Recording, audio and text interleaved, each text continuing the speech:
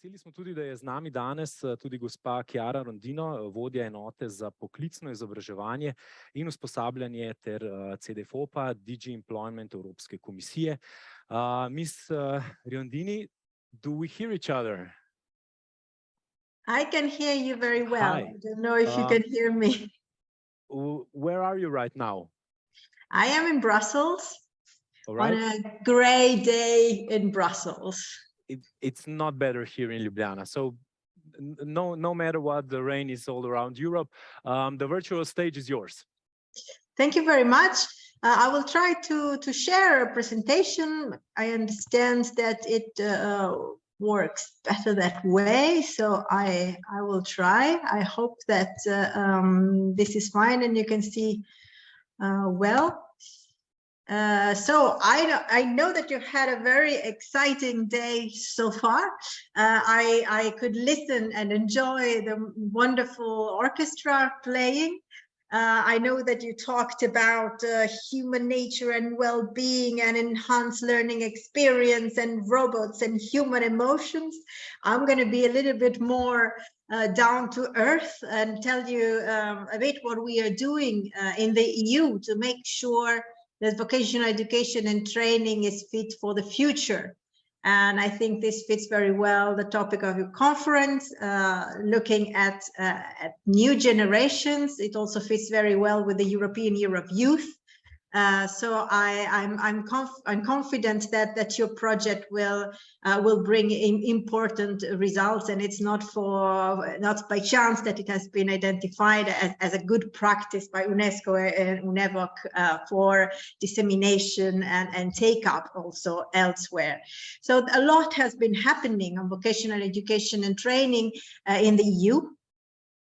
We, at the end of 2020, we adopted the very first policy framework, a council recommendation on vocational education and training. That there were different recommendations and frameworks before, but now everything has been brought under one clear umbrella.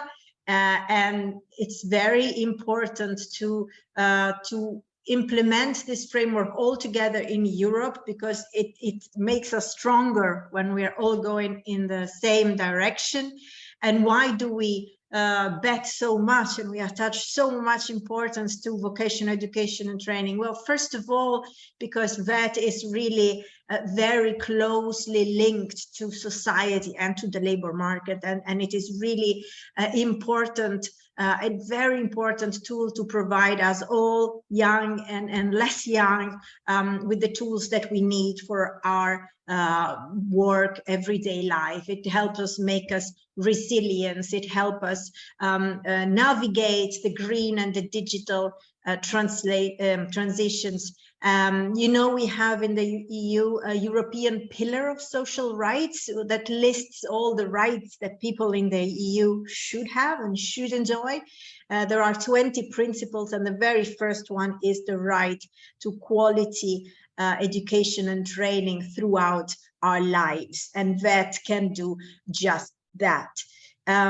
It is also my great pleasure to announce, haven't heard yet from the State of the European Union speech earlier on in September, that our President von der Leyen, has proposed to make 2023 the European Year of Skills, and with a particular focus on labor shortages and making the EU more competitive on the one hand, so helping companies find the skills and talents that they need, but also matching people's aspirations with those needs. So really looking at the two sides of the coin, helping people train and retrain and find their path in life, and at the same time providing for a better skilled workforce that can help us be more resilient. Also, if we think of the situation that we are in, unfortunately, and the need to be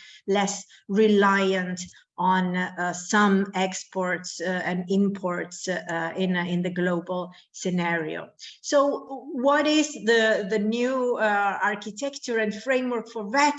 Well, first of all, the need to be agile, the need to be responsive to everything that happens, being it new trends in the labor market, but also being it unexpected shocks like we had with the pandemic, and now very regrettably with the war at our borders, with the poor people of Ukraine that are coming to the EU trying to find a safe harbor, and then that can also become a tool for integration and to keep on our solidarity and looking together at a better future and how to move out of this horrible situation.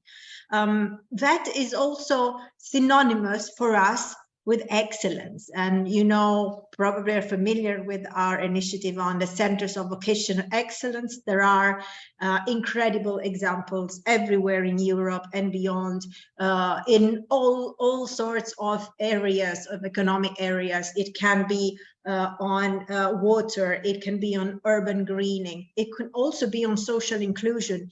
I mean, there are sectors and ecosystems that come together on the territory looking for innovative projects and innovative ways of teaching and developing excellent skills for all that are involved.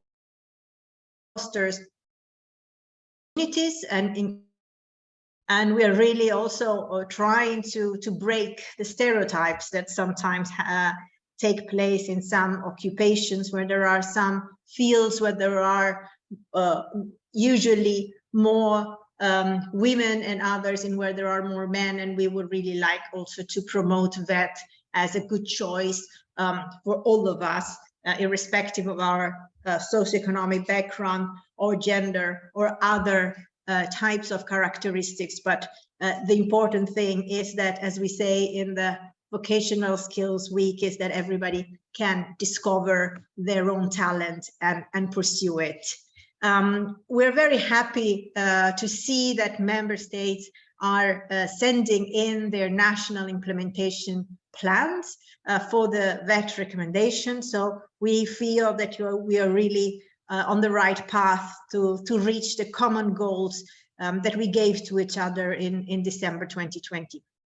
There are some specific initiatives also. I will not be long on that, but I would really like to mention micro-credentials. That is also a very recent recommendation that was adopted in June by the Council. Micro-credentials are short learning experience that can be certified or are certified and allow people really to upskill and reskill in a very targeted manner and according to their own pace and their own need, and whenever it suits in their life and in their career. Also to transition from one sector to the other, or even to transition from one sector of education to the other. So we see that this is something that is more and more popular, and we hope that we can bring a European approach to this and really exploit the potential that they offer, both for employability and lifelong learning. Another recommendation that we adopted in June is the one on individual learning accounts. This is really looking at the individual. The idea is to develop the personal accounts that can be used to get training within a number of eligible training opportunities, and also benefiting from guidance, and where possible also incentives to take part in training, like for example benefiting from paid training leave if the people in questions are workers. And this is also useful to target those that are in non-standard forms of work, or there are in no forms of work at all, so that they can really get their training independently of the offer of their employers, because we know that this is where most of us who are not young anymore often get the opportunity to train. Very importantly, it's also to look at vocational education and training at higher levels. We are used to talking about vocational education and training in the secondary school, just before we get our first steps into the labor market, but more and more concrete experiences are, and these technical kind of skills are important and required also at higher levels. And we know that in some countries they are called universities of applied sciences, in others polytechnics, but we are really looking at clearly vocational education and training offers, because of the very pragmatic and close to the market reality of these courses. So it's important to continue to work on this, also because in some cases tertiary vet is sometimes the only tertiary education that is available to vet graduates, and this is important to keep it open, because we don't want vet to be something that ends or closes doors for people. It really needs to be something that, on the contrary, opens many opportunities.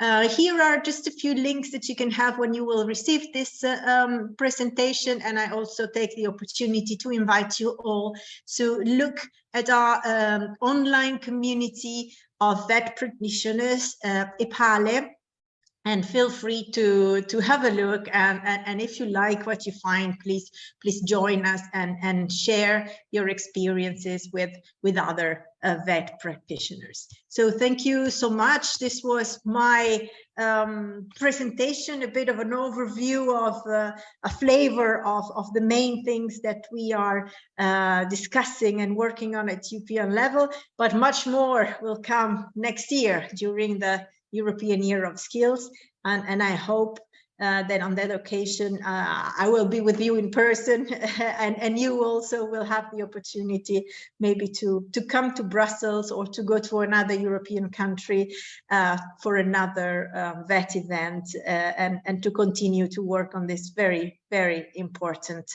education and training sector. Thank you very much.